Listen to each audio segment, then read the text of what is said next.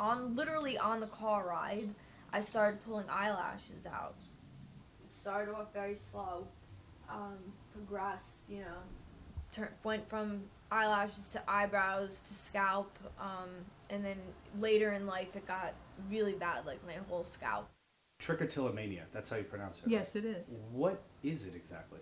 Well, it comes from the Greek, trick meaning hair, till meaning pull, and mania, which means craziness or mania.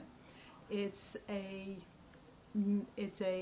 cosmetic, non-cosmetic way of relieving stress. It's a chronic impulse behavior. What did it make you feel like when you're pulling your hair? Basically, it's like a numb feeling. Like there isn't like one, like I can't say you have like a high or anything. It's like you're pulling and like everything is being released and you're in your own little comfort zone. While you're in the trance, you feel amazing. But as soon as you come out of it, like life is hell. Some people count them, some people mark like what they do. But after you've examined it and like played with it for a little while, then you get rid of it. It goes with the disorder.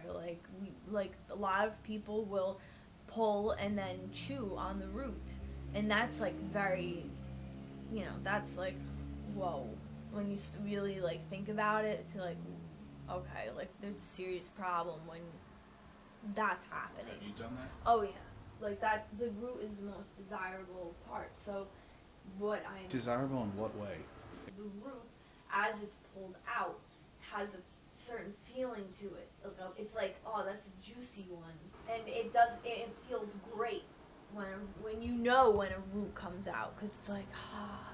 And then it begins, then the next step begins where you want to play with it. Some people bite it, some people just like brush it on their skin to like feel it. It's weird. I don't know. I think it's very weird, but I do it. Like I can't say that I don't, because I do, and it's something that I've been trying to figure out how to stop. Is it painful? Yeah, you would think it would be, but it's not. It's very soothing. It's the most underdiagnosed disorder, I think, in the whole DSM, the Diagnostic and Statistical Manual, because there's a great deal of shame attached to it. People who do it don't understand it. They have the resulting hair loss, which is embarrassing, and consequently, they don't talk about it.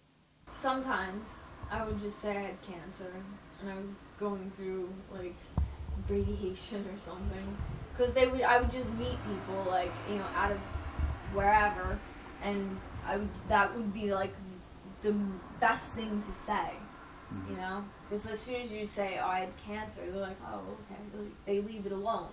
Like for me, I would cover up using like different like makeups, and I would cover up the bald spots. That's probably one of the hardest things to cope with, because you want to style your hair a different way and you can't. You have to do this same regimen every single day to leave the house, whether it's putting a hat on or some kind of makeup or whatever you do the same thing every day, and there is no change, and that kills you inside.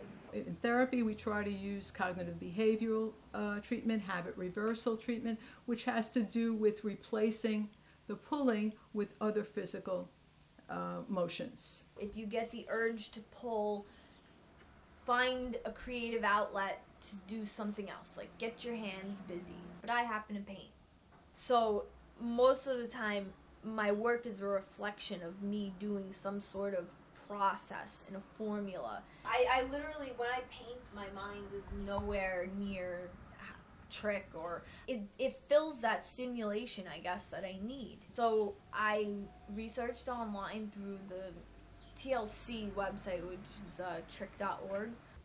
Was a little apprehensive about doing this because it would be a huge change, but was so excited to, at the same time, I was like, oh my god, I could have hair. Like, I could have hair. This is what the microdot is. Taking a very thin piece of nylon that is so thin, it almost looks like a piece of hair. And then, but it's strong. And then I'll grab 3 or 4 hairs of the client's existing hair, and I make this, it looks like it's a surgical knot without being surgical. But it locks to the scalp and to the hair. And then individually, I put pattern work on that. And you see this being built right upon their head. I look nice. I can style it however I want. If I want to wear it up, if I want to wear it straight, curly, a mess, I can do whatever I want, and I'm good to go. Being able to have a style is so important, and being able to have a style is just like, it means so much to people who have Trich. Like, I know it does to me. What does it do for your self-confidence? It literally just boosts it. Like if you're down here, you just you go so beyond what you can actually do. And now that I have hair, I go out and it's so much fun. What would you say to someone who thinks they may have Trich?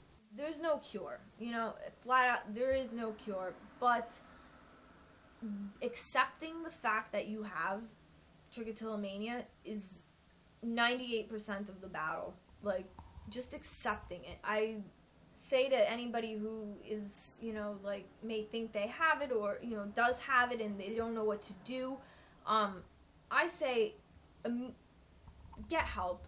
At least go to a group, because they're the best. You meet people who have the same thing as you.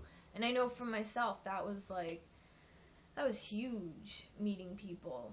Just they're like, oh wow, you have this too? And that I want to go as long as I possibly can without having some form of an episode.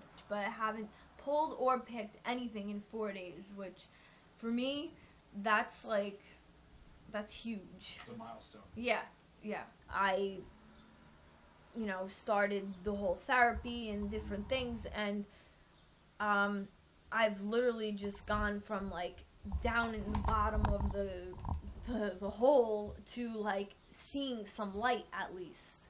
It's I never actually get out completely, but I will get to the point where it's I can see the light, I can see the sun shining, and being able to see the sun shining for me just brightens up my day. I mean, I'm happy to go about my day when I don't pull my hair out. It's lovely.